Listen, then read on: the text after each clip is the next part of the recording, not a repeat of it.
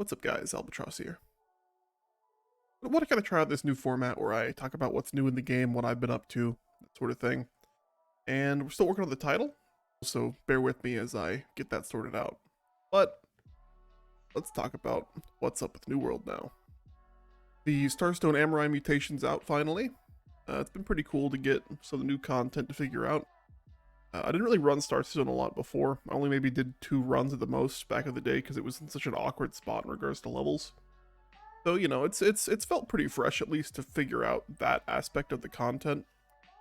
It's pretty clear that they didn't quite have the same level of creativity with this compared to, for example, the Ennead, as this was more of just an updated version of it.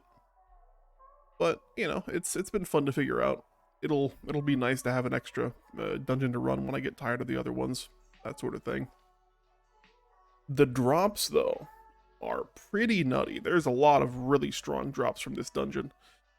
I want to get my Graveguard seal this week. I don't care at all about getting super high levels. Get super, you know, get some gold 9s and 10s. All I care about is getting a Graveguard seal right now. I've been trying my damnedest, but it just ain't dropping. So, gotta keep grinding for that. Otherwise, the dungeon's pretty easy. I really haven't had too much trouble with it. The most difficult part of the whole thing is actually just trying to get past this laser right here. It's my nemesis. This is the dungeon's boss. Everything else, super easy. This laser fucks. The final boss also does this jump attack that has like 2 stages to where when he ground pounds, it does damage around it, but there's also like a wave attack that goes out. And the wave attack is just slow enough to kind of throw you off if you're wanting to dodge one versus the other, and that has taken me a little bit of getting used to, but we're finally starting to really get the hang of that. But if you're trying to run Starstone this week, look out for the boss. Otherwise, he's easy. He's really easy. He doesn't really do damage if you have your crystals sorted. It's like I said, this dungeon is a cakewalk. With this new expedition, though, we have Bile Bomb, which is a new heart rune that came out with the update. It's going to be super prevalent in the meta. Anti-heal and a slow will never be bad. This is going to be hugely important for people trying to push points in war, for example. I think it'll get a lot of use. It might actually get people to replace Detonate as their heart rune, and that is crazy to me. I don't know how I feel about them trying to make Detonate less prevalent by just making something equally as good versus nerfing Detonate, but at least it'll hopefully mix up the meta a little bit. The Winter Convergence Festival is also here finally, and it's a bit different from last year. The Winter Warrior is in the game now, which is a world boss that's definitely got more going on than Turkulon did. His design's pretty cool, like I rather like it. But I wish that there was more to the event than what every other event this year has felt like. Because the Halloween event had a boss that you went and had to kill with a bunch of people. Turkulon was a boss that you had to go kill with a ton of people. And now the Winter Warrior is just another boss that we have to go kill with a bunch of people. He has a lot more mechanics than, for example, Turkulon did.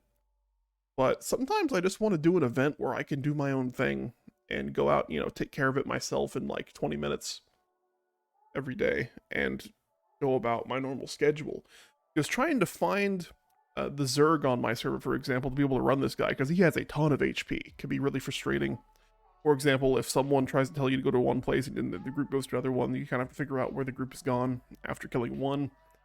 And it just ends up being a Zerg where the thing dies super quickly and you don't even have to worry about trying to actually fight it. You just go for a tag. And I just don't think that's good for the future of the game. If they're going to do an event, I want to be excited about that event. I want to be excited about what the event can give me and what I can do during that. I want it to be something that's fun, you know? And right now, you just have a daily chore of, oh, I'm going to kill this boss. The Winter Warrior does drop these Hail Spike things. You can see on the screen now. And you go to the Convergence outposts where you can exchange them for winter coins. Now, the rewards are kind of nice this year. There's some nice emotes. Some of the armor has Corrupted Word on it, which is pretty useful if you are interested in that. Of course, my absolute favorite part of this event is the Gleamite meteors. They're so cool. I really love how incredible they look when they come in out of the sky. I wasn't able to get a actual shot of the meteor coming in, unfortunately, but here's some footage of me mining the aftermath of one. This patch overall has added some really cool things, like the war changes that are still being rolled out. I'm really excited about those. I think it'll make the game a lot healthier. But for whatever reason, there's so much wrong with the game right now. Like, heals are broken, brimstone chests have just sank into the ground for no reason, and somehow duping has come back to New World.